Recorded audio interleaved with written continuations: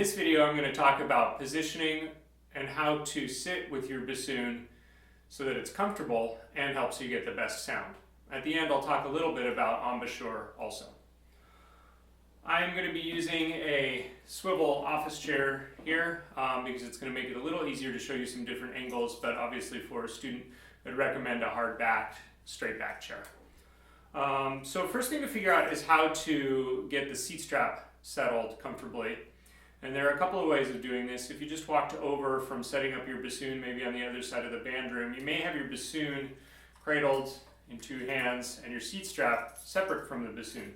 If you do that way, that's fine. There are a couple of ways to do that. One is you can lay the seat strap on your seat as you approach the seat. So with a hook or cup on the right side of the seat, lay that there towards the front of the seat. Sit on that, and then you'll find the hook down here and attach it to the boot of your bassoon and get settled from there. Another way is you can sit down without the seat strap being in place like this.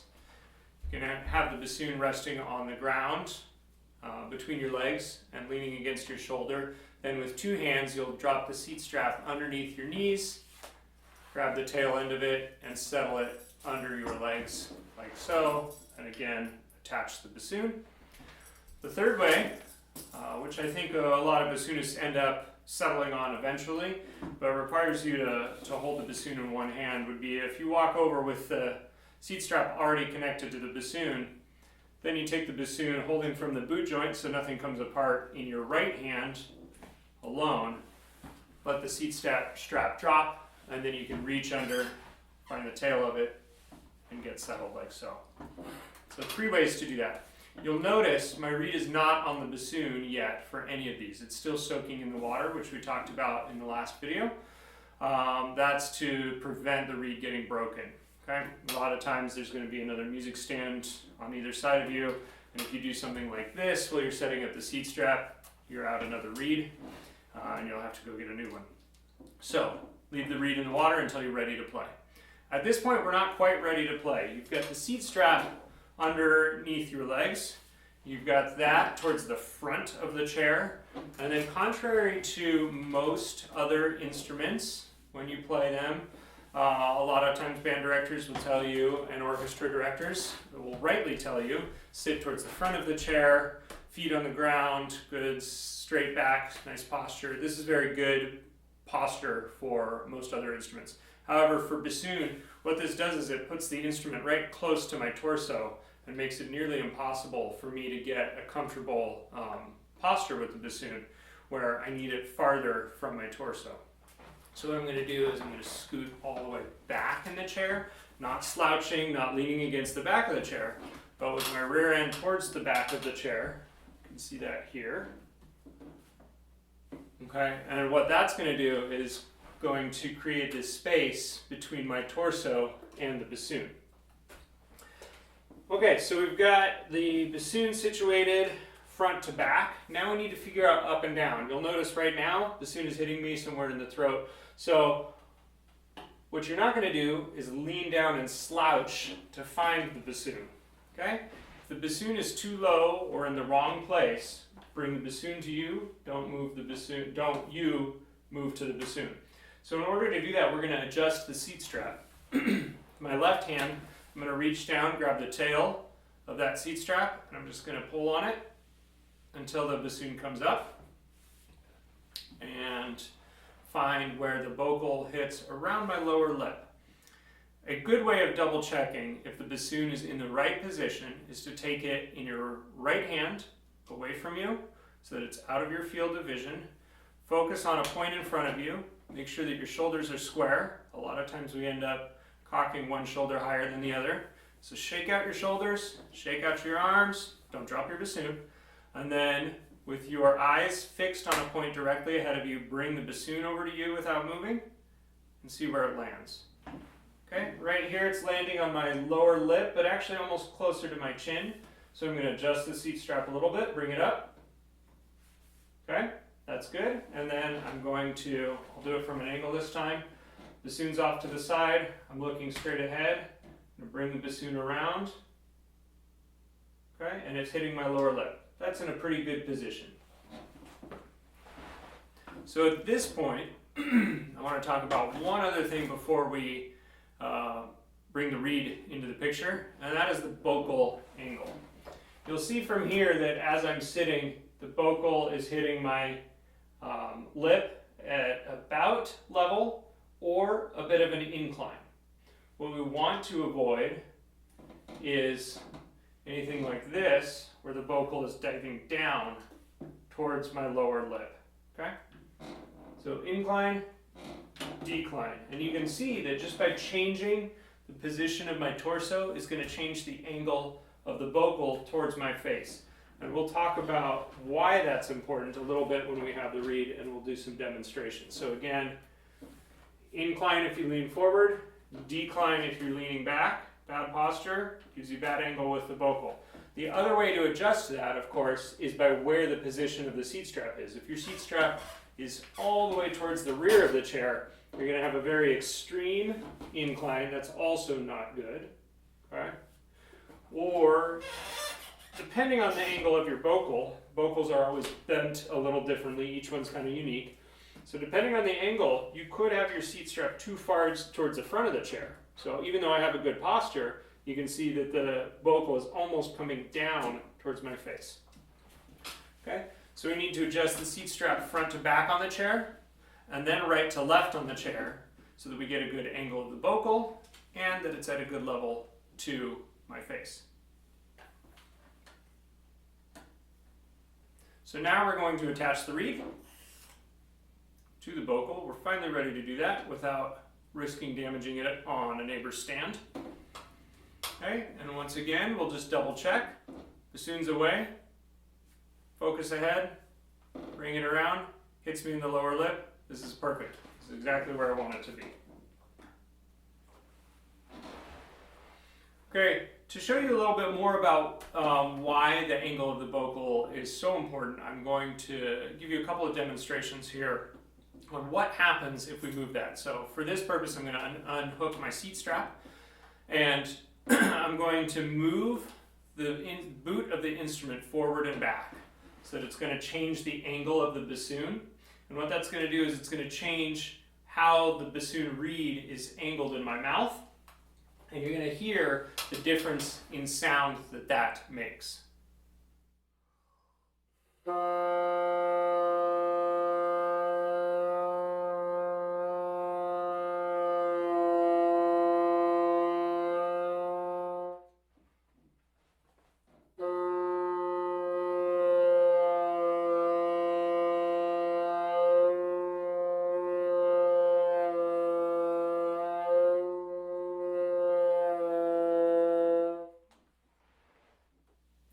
As you can hear, the angle of the bassoon reed in the mouth affects the sound that you produce. When the reed is pointed towards your tongue, the sound is a little more nasally, maybe a little softer, and certainly higher in pitch. When it's angled up into my mouth, it takes it away from my tongue, gives it an unrestricted airflow, and that also helps me to have a loose embouchure. All of these things contribute to a nice warm sound and good stable pitch and intonation. That brings us now to embouchure. Embouchure is the last thing that I talk about with students, because really for bassoon there are many embouchures that work, and I don't want to get in the way of somebody's natural embouchure if it's going to work well. However, sometimes, especially depending on what instrument we switch to bassoon from, embouchure can be a little bit challenging.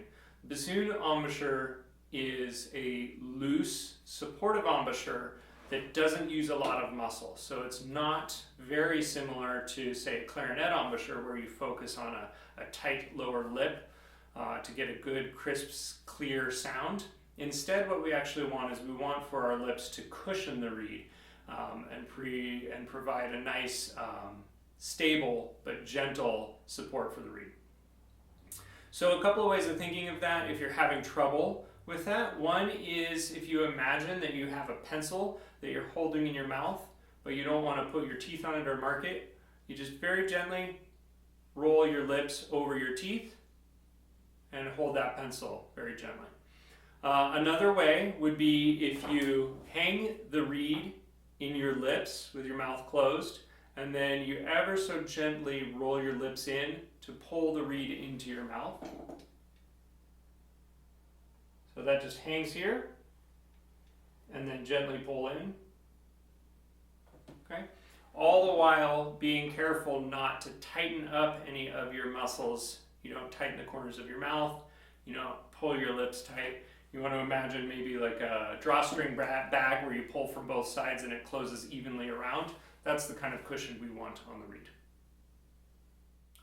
Once we have good positioning and posture, as well as good air support and embouchure, another thing we can think about is what our tongue is doing while we're playing. Earlier we talked about the reed pointed at the tongue and how that restricts the airflow. Similarly, if we move our tongue around while we are playing, that can also affect the airflow and the sound. So if you're finding that you or your student has a thin and nasally sound and maybe higher pitch than is optimal, and you've gone through all the steps that we've already covered in this video and everything looks good, something to talk about may be your tongue position. Obviously we can't see what our tongue is doing while we are playing, so this gets a little bit difficult, but what we can do is use syllables to manipulate our tongue.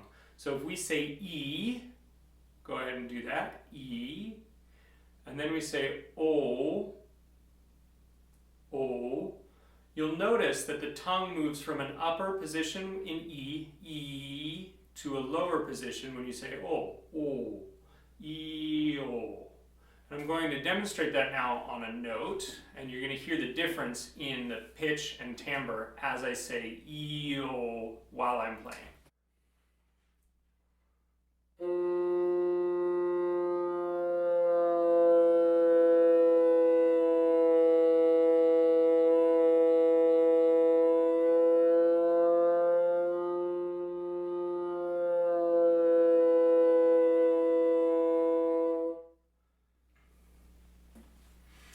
As you can hear in that example, when I transition from the E shape in my mouth to the O shape with a lower tongue, the pitch drops and the sound also gets more full and more rich, and also enables you to play louder. One other important thing to note in this is that if you are not supporting well enough or using much air pressure when you drop your tongue or move into that O position, you're actually going to get a lower note or the pitch will fall. As with any wind instrument, good support is one of the main keys to having a good stable sound and stable pitch. So if you're noticing that your pitch is dropping when you try to move into the O position with your tongue, resist the temptation to pinch back closed with your mouth and instead try to engage your abdominal muscles, a bit like you're preparing for a sibling or somebody to come up and hit you in the stomach, or if a ball's flying at you and you tense up. Okay, that's the kind of support that will help. So you can engage these muscles here all across in front and around your back to have strong air support, strong air pressure, and that pitch should come up. So the last example I'm going to play, I'll start off with an unsupported, pinched off F. So it's going to be relatively in tune, but you'll notice that the tone sound is thin and not very pleasant. Okay, and then the next thing I'll do is I'll drop my tongue or move into that O position. The pitch is going to dive down and become unstable. And then to stabilize that and bring the pitch up, the third thing I'm going to do, or the next thing I'm going to do, is engage my abdominal muscles, bringing my air support up. That's going to bring the pitch up, back to where we want it to be, and also round out our sound and tone.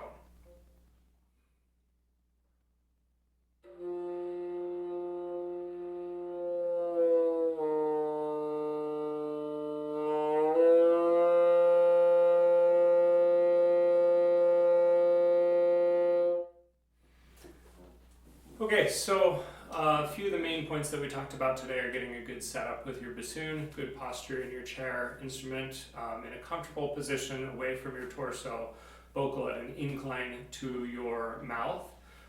As with any wind instrument, strong air support is key, And I talked a little bit at the very end here about strengthening your abdominal muscles here, tightening these up to help with your air support. That is not bassoon specific. So any tricks or tips that you've learned along the way in other instruments should translate to air support on bassoon.